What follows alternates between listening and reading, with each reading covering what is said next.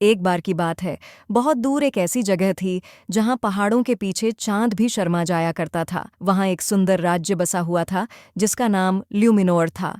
इस राज्य में चारों ओर हरियाली फैली हुई थी और वहां की फसलें अपने आप उग जाया करती थीं। इस धरती पर एक दयालु और साहसी राजकुमारी रहा करती थी जिसका नाम राजकुमारी एलीरा था। उसके पास दुनिया की हर खुशी थी, रेशमी वस्त्र, सोने का मुकुट और हीरों से जड़ा महल। उसे हर तरह का स्वादिष्ट खाना, रंग बिरंगे त्योहार और वफादार सेवक भी प्राप्त थे। फिर भी राजकुमारी एलीरा का मन महल की ऊंची दीवारों के पार किसी अनजानी यात्रा के लिए हमेशा बेचैन रहता था।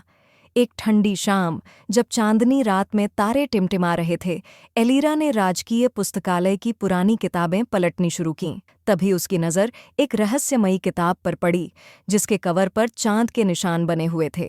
उस किताब में एक जादुई हार का जिक्र था जो किसी गहरे जादुई जंगल में छुपा हुआ था। यह हार कोई साधारण हार नहीं था, बल्कि उसमें चमत्कारी शक्तियां भरी थीं और वह सदियों से खोया हुआ था। कहानी के अनुसार वह हार चांद देवी ने तब बनाया था जब धरती नई नई बनी थी। जो भी व्यक्ति उस हार को पहनता उसे एक अनोखी शक्ति प्राप्त हो जाती थी। वह सभी जीवों की भाषा समझ सकता था, चाहे वो जंगल के शेर हों या घास में रेंगते कीड़े। वह पक्षियों की चहचहाहट, पेड़ों की सरसराहट और यहाँ तक कि हवा में उड़ते शब्दों को भी सुन सकता था। राजकुमारी एलीरा ने ठान लिया कि वह यह हार जरूर प्राप्त करेगी, चाहे उसे कितनी भी कठिनाइयों का सामना क्यों न करना पड़े। अगली सुबह, जब सूरज की पहली किरण निकली, एलीरा ने एक साधारण गांव की लड़की का वेश धारण किया और महल के गुप्त रास्ते से निकलकर उस जादुई जंगल की ओर चल पड़ी जहां उसकी किस्मत उसका इंतजार कर रही थी। जंगल की घनी छाया में चलते हुए एलीरा अचानक रुक गई। सामने झाड़ियों के पीछे से एक छोटा लड़का निकला। वह लगभग 6 साल का था, घुंघराले बाल, गहरी जिज्ञासु आंखें और कंधे पर एक लाल झोला। राजकुमारी ने हैरानी से पूछा, तुम कौन हो? वह मुस्कुराया, मैं नवयुग हूँ, इस जंगल में पला बड़ा हूँ। एलीरा थोड़ी देर चुप रही, फिर बोली, मैं एक जादुई हार की तलाश में हूँ। फिर नवयुग बोला, मैं इस जंगल का कोना कोना जानता हूँ, अगर आप चाहे तो मैं आपके साथ चलने को तैयार हूँ। लेकिन राजकुमारी नवयुग को मना करके अकेली आगे बढ़ती है। जादुई जंगल नाम के मुताबिक पूरी तरह जादू से भरा हुआ था। रात होते ही चमकते जुगनू उसके आगे आगे उड़ने लगे, जैसे रास्ता दिखा रहे हों। जंगल के सबसे बुद्धिमान पक्षी, चांदी के पंखों वाला उल्लू, उसे संकेत देने लगा। कई दिन और रातों की यात्रा के बाद वह जंगल के उस हिस्से में पहुंची जहां पेड़ों ने एक गोल घेरा बना लिया था। उस घेरे के बीचों बीच एक जादुई तालाब था जिसके किनारे एक रहस्यमयी प्राणी खड़ा था, एक प्राचीन कछुआ जो तालाब का रक्षक था। कछुए ने अपनी गहरी आवाज में पूछा, सदियों से कोई यहाँ नहीं आया, तुम कौन हो जो यहाँ तक पहुँच गई हो? एलीरा ने आदरपूर्वक झुककर उत्तर दिया, मैं अपने राज्य की भलाई के लिए आई हूँ वृद्धजन, हमारे लोग बेचैन हैं और धरती बीमार हो चुकी है। कछुए ने उसकी आंखों में गहराई से देखा और फिर बोला, तुम्हारे दिल में इच्छा है, लेकिन उसका कारण शुद्ध होना चाहिए। एलीरा ने हाथ दिल पर रखकर कहा, अगर मैं झूठ बोल रही हूँ तो यह तालाब मेरी सच्चाई जान जाएगा। मैं केवल अपने लोगों की मदद करना चाहती हूँ। तालाब का पानी हल्का सा चमक उठा, जैसे उसकी बात की पुष्टि कर रहा हो। कछुए ने कहा, तुम्हें एक परीक्षा से गुजरना होगा। अगले 3 दिनों तक एलीरा ने जंगल की सेवा की। उसने एक घायल हिरण की देखभाल की जिसके पैर में कांटा चुभा था।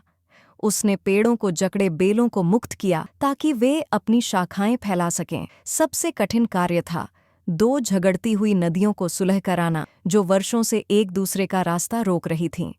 जब उसने सभी परीक्षाएं पूरी कर लीं तो तालाब का पानी अपने आप अलग होने लगा, जैसे कोई अदृश्य शक्ति उसे रास्ता दे रही हो। तालाब की गहराई से चांदनी जैसी नीली रोशनी निकलने लगी और वहां एक सफेद पत्थर पर वह जादुई हार रखा हुआ था।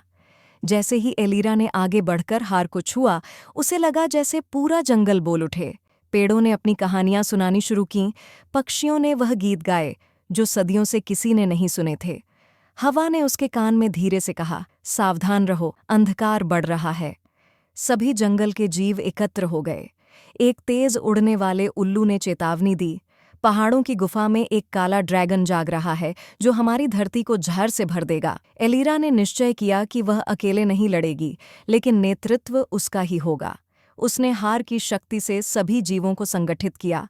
लोमड़ियों ने चालाकी से ड्रैगन का ध्यान भटकाया, भालुओं ने गुफा का रास्ता रोक लिया और उल्लुओं ने आकाश से निगरानी रखी। एलिरा अकेले ड्रैगन के सामने खड़ी हुई। वह बोली, हम युद्ध नहीं चाहते। अगर तुम धरती को झड़ देना बंद कर दो तो हम तुम्हें अनमोल रत्नों का खजाना देंगे। ड्रैगन की लाल आंखें चमकीं। सोने चांदी से भरा हुआ खजाना? एलिरा मुस्कुराई। नहीं, वो पत्थर जो तुम्हें वास्तव में चाहिए, चमकते हुए क्रिस्टल जो केवल हमारे जंगल में मिलते हैं। ड्रैगन का लोभ उस पर हावी हो गया, समझौता हुआ और उसने जहर फैलाना बंद कर दिया। जब एलिरा महल लौटी तो पूरा ल्यूमिनोर खुशी से झूम उठा। फसलें फिर से हरी भरी हो गईं, जानवर लौट आए। राजकुमारी ने हार को अपने गले से उतारकर महल के मुख्य कक्ष में रख दिया ताकि सभी लोग उसकी कहानी जान सकें। वह आज भी कभी-कभी जंगल जाती है, पुराने कछुए से मिलने और नई खोजों पर निकलने के लिए, क्योंकि अब वह जान चुकी थी, असली जादू हार में नहीं होता, बल्कि दिल की सच्चाई, हिम्मत और दूसरों की मदद करने में होता है। अगर आपको ये जादुई कहानी पसंद आई हो तो वीडियो को ज़रूर लाइक करें और हमारे साथ जुड़ने के लिए सब्सक्राइब करना ना भूलें।